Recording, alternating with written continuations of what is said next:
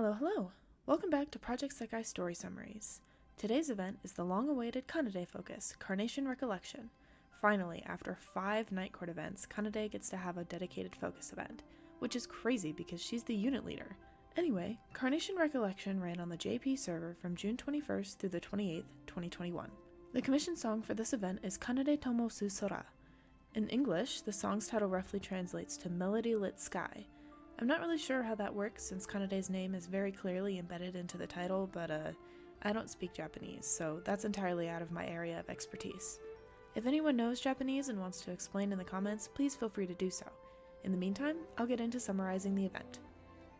I feel like I should stop saying that the event starts out with a night court call, because guess what? It does. It always does.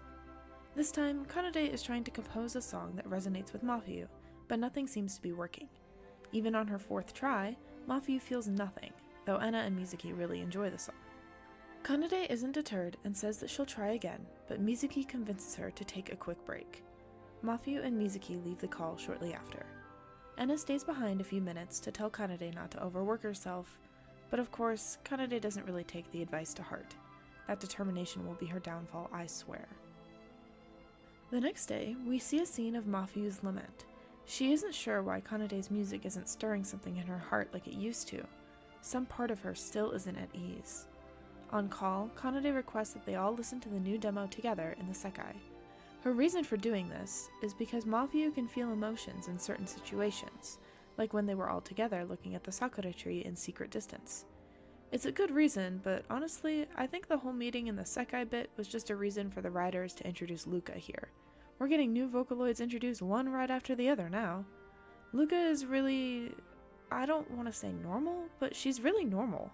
Rin had this emotionless air to her, and Meiko was flat out standoffish, but Luca? It's like she's just another regular person that stumbled upon the group at a park or something. Kanade asks her to give the demo a listen as well, and Luca agrees. Everyone loves the song so far, but Mafuyu does not react at all. The song finishes, and Kanade immediately retreats to go make some changes. She's at a loss for what to do. Enna and Musique help her brainstorm a little. Enna says that the song Kanade made for her back in Insatiable Pale Color forced her to look at herself in the mirror, to really confront her emotions. Enna says that same thing happened with Mafuyu and Jackpot Sad Girl, so they just need to do that again. Kanade realizes that it was her determination that fueled those songs, so she just needs to immerse herself like that again. Kanade works through the night, but still isn't happy with how the demo turns out. She's doubting herself a lot here, and wishing for someone to talk to, when conveniently, Luca shows up as a projection on Kanade's phone. Once the initial surprise wears off, Kanade asks Luca to listen to the new demo. Luca's reaction is, "It's very you, Kanade, but I'm not sure this song will be able to clear up what's on that girl's mind." Luca says the song doesn't have any meaning. It doesn't have a purpose. Jackpot and Close to Grey were written with a distinct goal, reaching the hearts of Mafuyu and Enna, but this song doesn't have that desperation to it. Kanade's goal for the song is too broad. Kanade is definitely affected by what Luca says here. She says she'll need some time to think, and dejectedly leaves the Sekai. Then, Meiko chooses this moment to reveal herself, stepping out of the shadows to confront Luca. The latter is playful, lightly asking Meiko why she didn't try to help Kanade. Meiko deflects and says that Luca's words might lead Kanade down the wrong path. Luca's response is basically, "Don't care, didn't ask, I'm gonna do what I want anyways." She also says her role in the Sekai is to break things down when they're stalled and won't start up again, which is ominous to say the least. Maybe Luca's not so normal after all. Back in Kanade's room, her thoughts are interrupted by an alarm. It's time to go visit her dad at the hospital. Kanade sighs and looks out at the rainy street, noting that the weather has been so horrible recently. Honest to God, it's like Kanade read my mind, because as I'm writing this, it's currently week 2 of constant rain and snowstorms, and this wind is really getting to me. I feel you, Kanade, I feel you.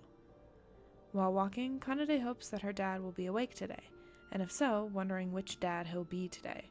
Totally not ominous or anything, this poor girl. Kanade's dad is unfortunately not himself on this rainy day. He is awake, but doesn't recognize Kanade at all. It's like his memory has regressed, all the way back to when Kanade's mom was still expecting. Kanade and her dad have a discussion about family, Mr. Yoisaki going on and on about his unborn child, while Kanade just stands there and takes it. She doesn't tell him the truth. Which is good, by the way. Shocking him like that is definitely not the best idea. This scene really broke my heart. It's really hard to watch Kanade stand in front of a father who doesn't remember her, on top of her already poor mental state thanks to the struggle with her music. Mr. Yoisaki falls back asleep soon after, and Kanade leaves almost right away. The nurse calls after her, but Kanade is already long gone. She berates herself in the rain, again blaming herself for everything that's happened and telling herself that she has no right to feel sad. She falls into old habits again and thinks to herself that she just has to save Mafuyu and everything will be better. That's when Musique spots her from across the sidewalk. Musique was originally not going to say anything, but she realized that Kanade wasn't using an umbrella and that she looked really sad, so she runs over to help. Kanade is like, "Hey, what's up?" "Okay, I'm going home now, I have to keep working." And Musique says, "Absolutely not, girl! Come with me to this cafe, we're going right now." And of course, nobody can get away from Musique once they have their mind set on something. Off to the cafe we go. The two girls get to talking once their orders arrive. Musique obviously figures that Kanade's mood is because of the song, so she tells Kanade that there's no rush to iron everything out. Musique is right, but Kanade just isn't in the right headspace to hear any of that right now. She just repeats that nothing is working. Until Musique suggests going somewhere new again, just the two of them. Kanade remembers the mystery tour and agrees, hoping this little outing will have the same effect. Musique takes Kanade to a doll store, since dolls were what inspired Jackpot. They find a little music box once inside. Musique remarks that Kanade likes to use that music box type sound in a lot of her songs, sort of like her own signature. Kanade agrees with this. She thinks about the music box her dad gave to her, but she starts thinking about her dad, which makes her all sad again. Musique decides it's time for the next stop, which is actually a short montage of the two visiting practically every store in the mall, except for one, a flower shop. Kanade's eyes are immediately drawn to the carnations. Her mom loved carnations.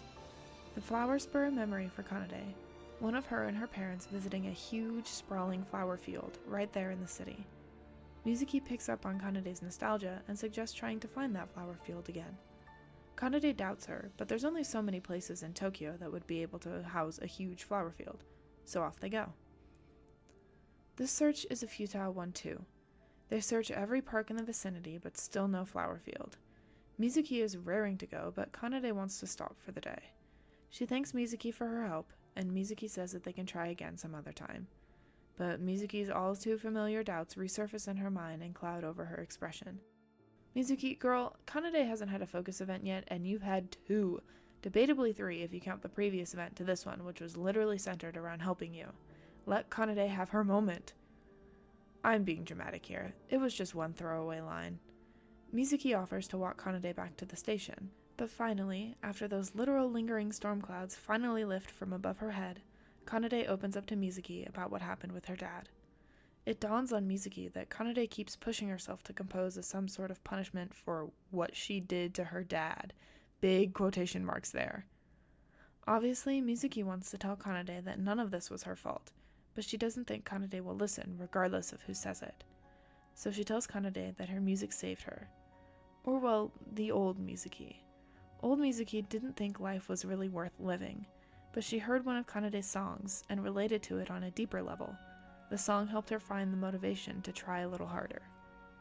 Kanade can't say anything other than, "Oh," as the rain finally starts to let up.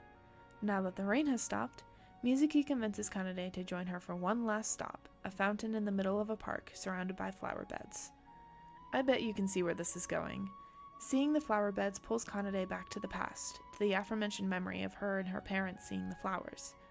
We get treated to actual sprites of little Kanade and both of her parents, and it's just some cute, wholesome family time here.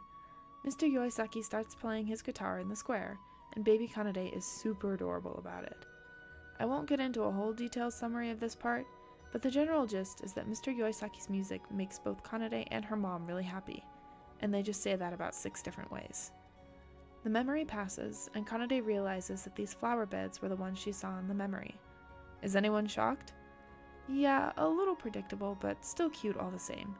She's happy to have found what they were looking for, but seeing the flowers and thinking of those memories just makes Kanade feel worse. Musique notices this. She asks Kanade to tell her a little bit more about what happened back then, and Kanade agrees.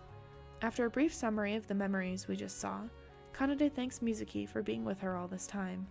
She admits that having someone else with her helped her process those lingering feelings.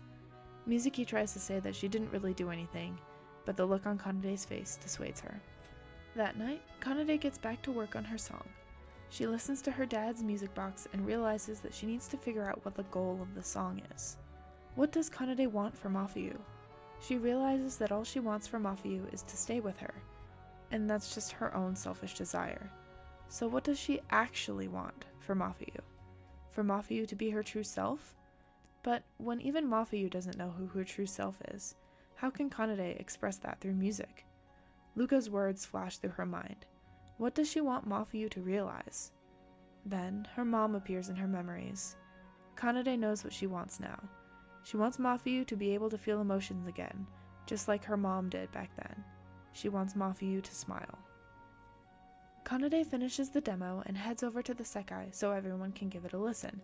And finally, after days of reworking and agonizing and trying absolutely everything, Kanade's song gets Mafuyu to smile. Enna and Musique are properly shocked by this, and Mafuyu doesn't even realize what she just did. Classic Mafuyu. But the relief is palpable, and a giant weight is lifted from Kanade's shoulders. We finish out the story with a little interlude from Musique. She remarks on how amazing Kanade is, being able to compose song after song while still taking care of her dad and dealing with everything else. It shocks Musique just how determined Kanade always is. She's the reason old Musique and current Musique are able to keep going, so she'll make a music video that fits the song perfectly. And so our story ends. This one was rather short, but I'm okay with that, since we have some absolute behemoths on the horizon. I feel like this event really solidified how messed up everyone in Night Court is. None of them are happy or healthy individuals, and if you weren't sure of that before, now you definitely are. I think I've come to like Kanade Tomo Susara a little bit more after reading this event. It's nice to be able to listen to the fruits of Kanade's labor, especially since we were with her for every step of the way. It's a very solemn song. I can see why Mafuyu likes it. Regardless, that'll be all for me today. Our next event returns to Mafuyu in Mirage of Light. I'll see you then.